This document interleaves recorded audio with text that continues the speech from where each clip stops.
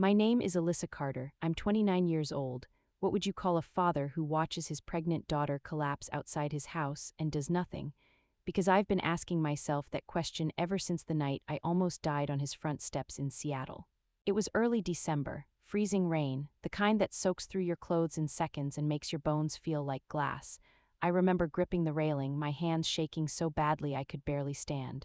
And inside, my father and my older brother were celebrating, laughing, drinking. While I was bleeding outside their door, I could see them through the window, bright lights, warmth, safety, everything I needed just a few feet away. But when I knocked, when I begged, they didn't open the door. They turned the music up and pretended I didn't exist. That was the night everything changed. That was the night I stopped being their daughter and became the person who would destroy everything they built.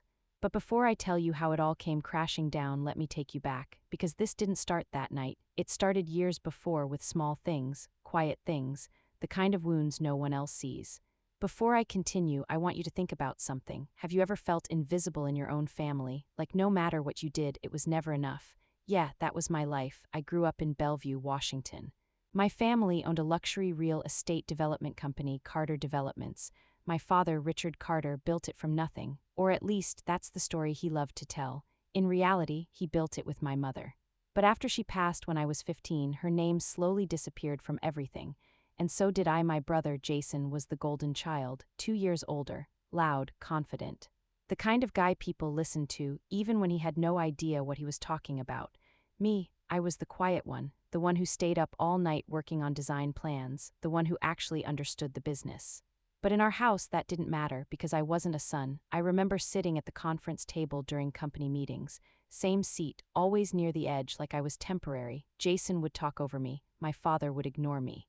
And every idea I brought to the table, somehow it became Jason's a week later. At first I told myself it didn't matter.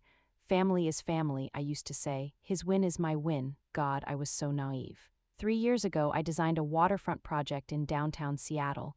Mixed-use, sustainable, community-focused. It was everything I believed architecture should be. I worked on it for months, skipped meals. Slept maybe 3 hours a night. It was mine.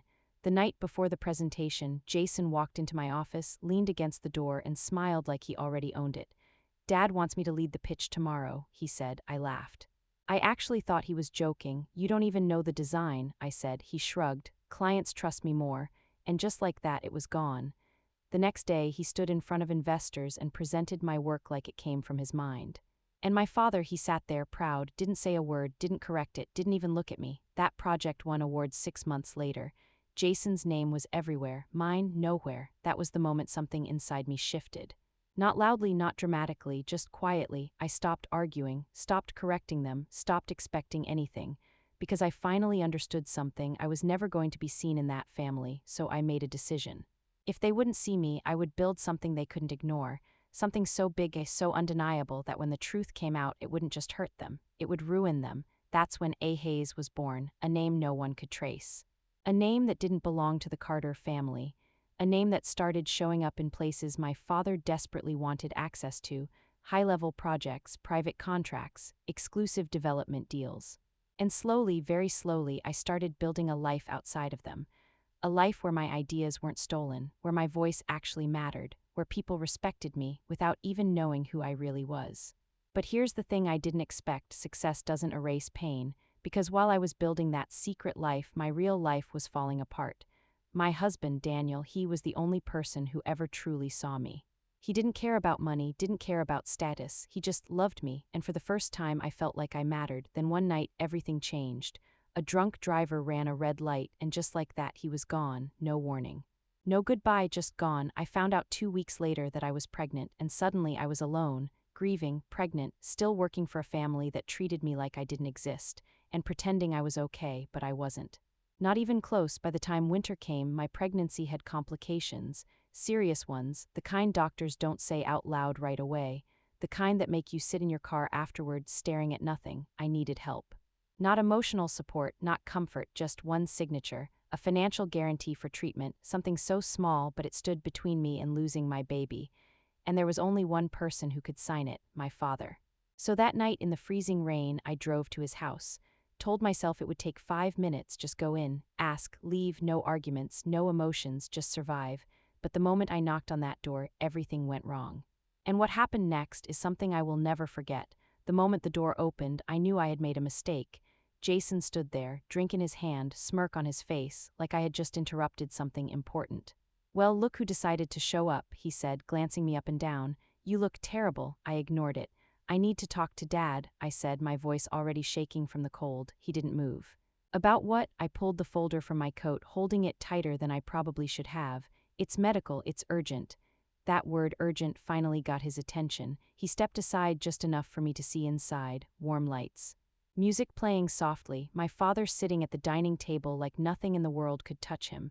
For a second, I felt relief. I thought maybe this will be easy. I was wrong. "Dad," I said as I stepped in, rain dripping onto the floor. "I need your help." He didn't even stand up, just looked at me like I was a problem he didn't feel like solving. "What kind of help?" he asked calmly, taking another sip of his drink. I walked closer, placing the folder on the table in front of him. "My doctor says there are complications. I need treatment immediately. They just need a guarantor signature." Silence. Jason let out a quiet laugh behind me.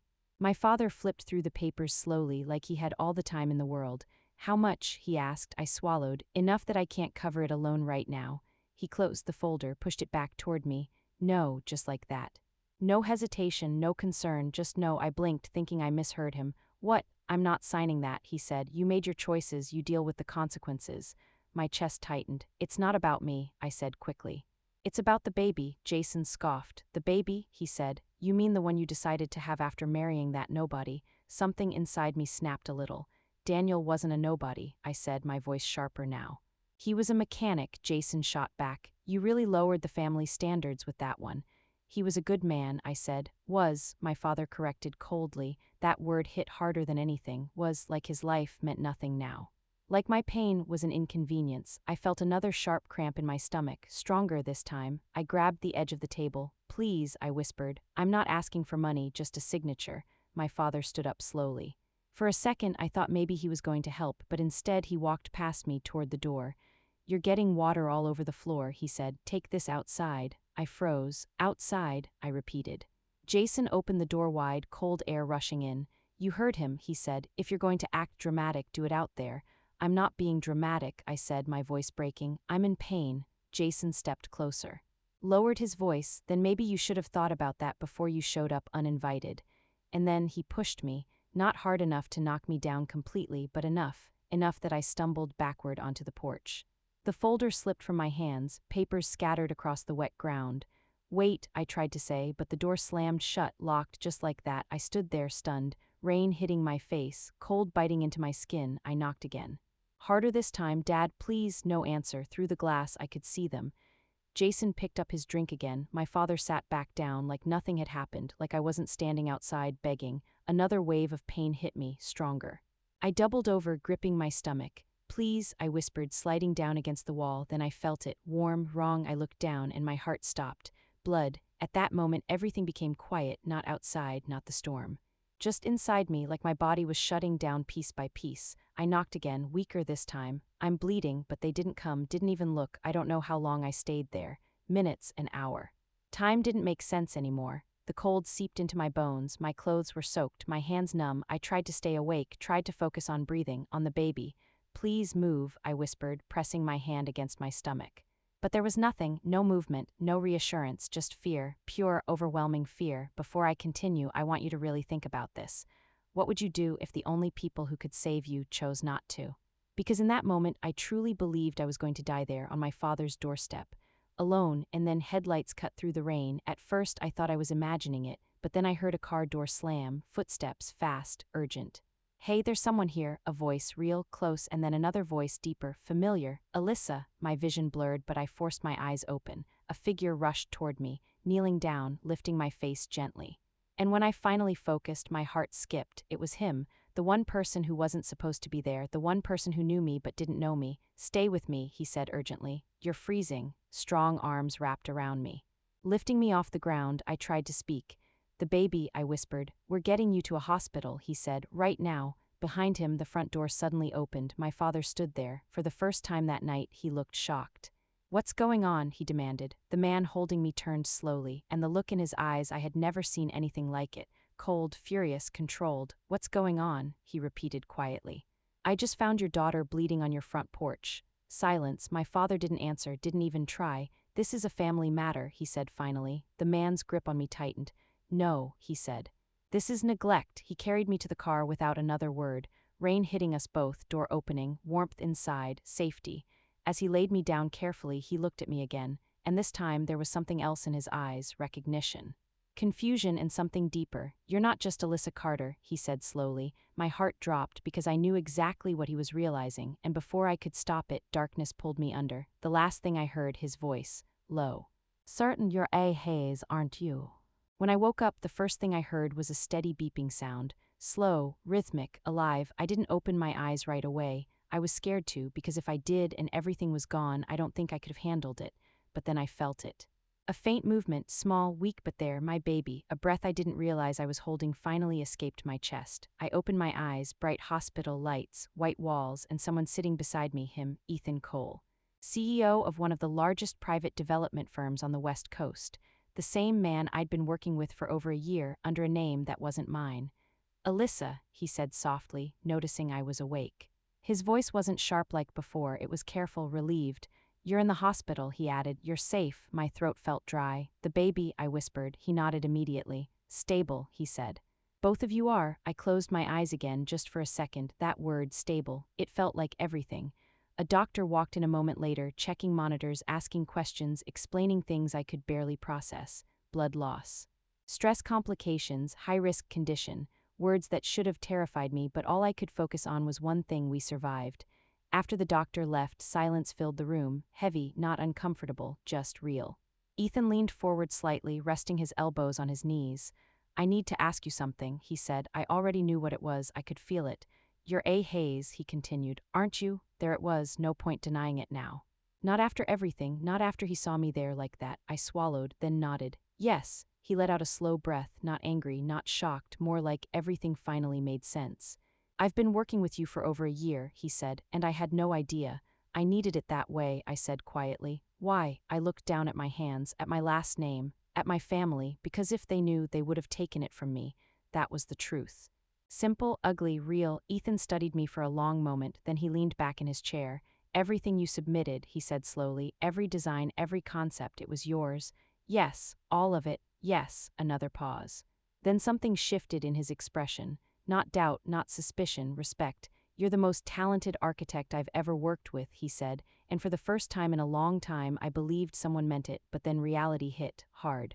They can't know, I said quickly. Not yet. Ethan raised an eyebrow. They already think A. Hayes is someone else, someone powerful, someone they want to impress. I looked at him directly. If they find out it's me now, they'll try to stop everything. Control it, twist it, take it. Just like always, Ethan nodded slowly. You're right, he said, then he leaned forward again. But they are going to find out. A chill ran through me. Not like this, he added, not in private, not quietly. He held my gaze. When it happens in front of everyone. My heart started beating faster. What are you saying? I'm saying, he said calmly, we don't just reveal the truth. We make sure it destroys every lie they've built. Silence, heavy, powerful, part of me was scared. But another part, the part that had been buried for years, finally felt something else. Control. What do you have in mind? I asked. Ethan didn't answer right away. Instead, he reached into his briefcase and pulled out a tablet. He tapped the screen once, then turned it toward me. A contract, a massive one. I recognized it immediately. The Crescent Bay project, one of the biggest development deals in the entire state, multi-billion-dollar investment. And at the top, lead architect, A. Hayes. My breath caught. This goes public in 4 days, Ethan said. There's a summit. Investors, media, developers, everyone who matters will be there. I already knew where this was going. And my father, I whispered, will be there, Ethan confirmed. And your brother, they've been pushing hard to win this contract. Of course they had, they always chased power, but this time they were chasing something that belonged to me. Ethan locked eyes with me. They think they're about to secure the biggest deal of their lives. A slow, controlled breath left his lips. They have no idea they're walking into the moment that ends them. I felt it then, that shift. The same quiet shift I felt years ago, but stronger, sharper. This wasn't about proving myself anymore. This was about truth, about everything they took, everything they denied, everything they tried to erase. 4 days, I repeated softly. Ethan nodded. 4 days. I leaned back against the hospital bed, hand resting gently over my stomach, feeling that small, fragile life still fighting. And for the first time, I wasn't afraid of what was coming. I was ready. Okay, I said. Ethan raised an eyebrow slightly. Okay, I met his gaze. Let's end this. 4 days later, I stood in front of a mirror and barely recognized myself. Not because I looked different, but because I felt different, stronger, calmer, like I wasn't asking for space anymore. I was about to take it. The event was being held in downtown Seattle. One of those grand hotel ballrooms with glass chandeliers, polished floors, and people who measured each other by net worth and influence. Over 200 guests, investors, developers, media. And right in the center of it all, my father and my brother, waiting, smiling, confident, completely unaware. I stood backstage, one hand resting on my stomach, the other holding onto the edge of a table to steady my breathing. Ethan walked in, adjusting his cufflinks. "You ready?" he asked. I nodded, but my heart was racing, not from fear, from anticipation. "Remember," he said quietly, stepping closer, "you don't owe them anything." I looked at him. And for a second, all the years of being ignored, dismissed, spoken over flashed through my mind. "You're right," I said, "I don't." Out in the ballroom, the event had already started.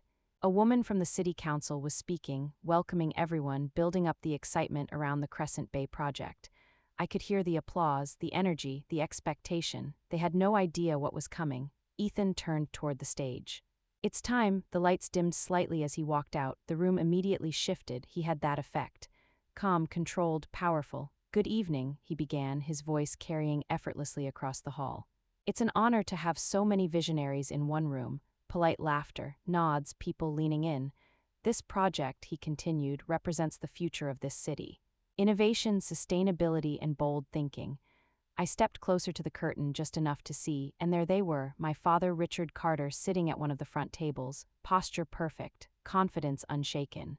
Jason beside him, scanning the room like he already owned it. I felt nothing, not anger, not sadness, just clarity. Ethan continued speaking. "But before we finalize anything," he said, "there's something important we need to address." A slight shift in the room.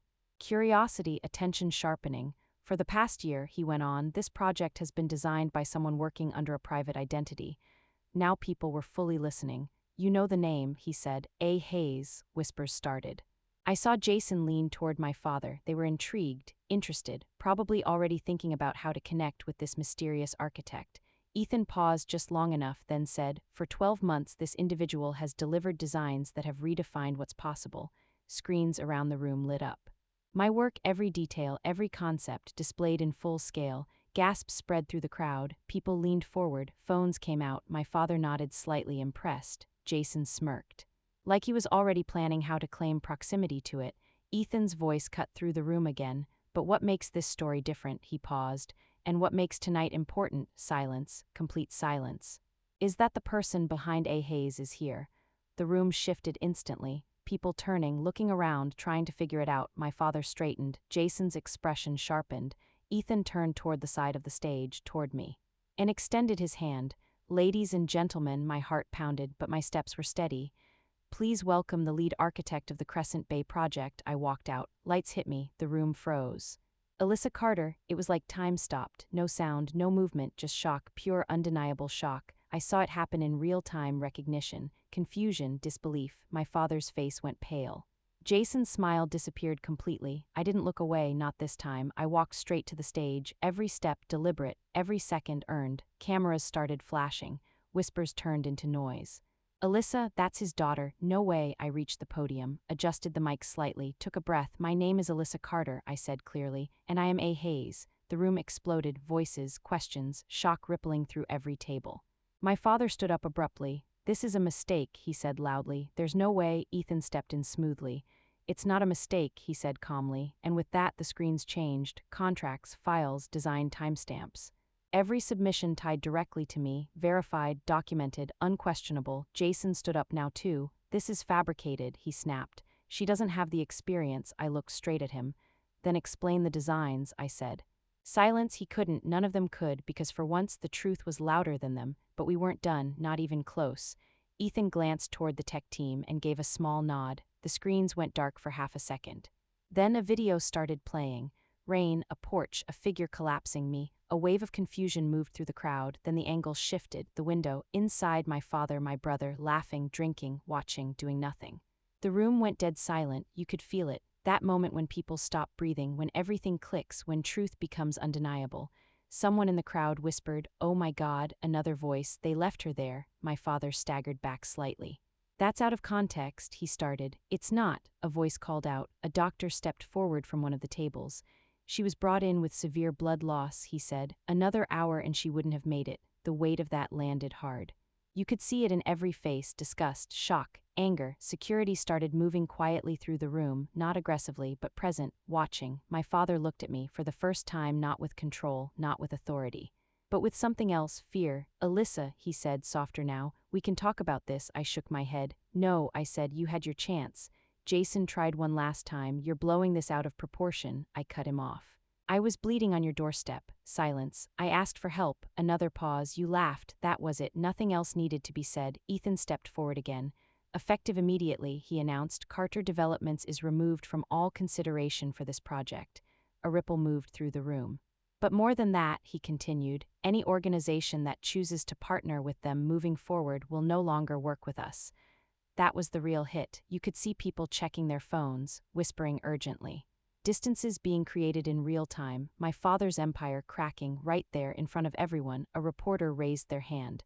"Alyssa, do you have anything you want to say?" All eyes turned to me. I took a breath, not shaky, not weak, steady. "I spent most of my life trying to earn a place in a family that never saw me," I said, soft, clear, "but I learned something." I looked around the room. "At some point you stop asking for a seat at the table." A pause. "And you build your own." Silence, then applause, slow at first, then louder, stronger, until the entire room was filled with it. Not for them, for me. And in that moment, everything changed. The applause didn't stop right away. It echoed through the room, loud, overwhelming, almost unreal. But I wasn't focused on the crowd. I was looking at them. My father. My brother. For the first time in my life. They had nothing to say. No control. No power.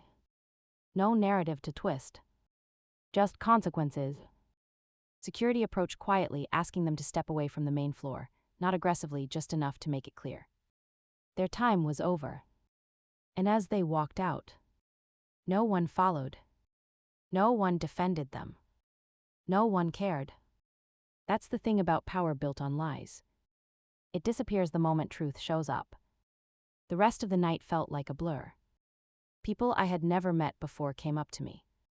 Investors, architects, developers, all saying the same thing in different ways. "We want to work with you." Not my last name. Not my family. Me. Ethan stayed close, but he didn't speak for me. He didn't need to. For the first time, I had my own voice. Later that night, when the crowd finally cleared out, I stepped outside. Cold air. Quiet streets. The kind of silence that lets everything sink in. Ethan walked out a few minutes later, holding 2 cups of coffee. He handed me one. "You handled that better than I expected," he said. I gave a small smile. "I've been preparing for that moment longer than you think." He nodded. "I believe that." We stood there for a second. No pressure. No noise. Just peace. Then he said something I didn't expect. "What happens next?" I looked out at the city lights. And for the first time, that question didn't scare me. "I build something of my own," I said. "Not quietly. Not secretly. Openly. On my terms." And that's exactly what I did. 3 days later, everything started collapsing for them. Contracts pulled. Partnerships dissolved. Investigations opened. Not because of me. Because of their own actions. People just finally saw it. At the same time, something else happened. Something I didn't plan. Opportunity. Real opportunity. Offers came in faster than I could process. Projects. Leadership roles. Partnerships. But I didn't take any of them. Because I didn't want to build someone else's vision anymore. I wanted my own. 2 months later, I signed the lease on a small office space in downtown Seattle. Nothing flashy. Nothing overwhelming. Just mine. The name on the door read, Hayes Design Studio. My name. My identity. My work. No one could take that from me. I built my team slowly. Carefully. People who had talent but never got the credit. People who were overlooked. Silenced. Just like I was. And together, we started creating something real. Something honest. 6 months later, my daughter was born. Healthy. Strong. Perfect. Holding her for the first time, everything else faded. The anger. The pain. Even the revenge. It didn't matter anymore. Because she gave me something bigger. A reason to build a better life. A better story. One she would grow up in, not have to escape from. A few months after that, I saw them again. By accident. A small cafe not far from my office. They looked different. Quieter. Smaller. Not in status. In presence. My father stood up when he saw me. Like he didn't know if he was allowed to approach.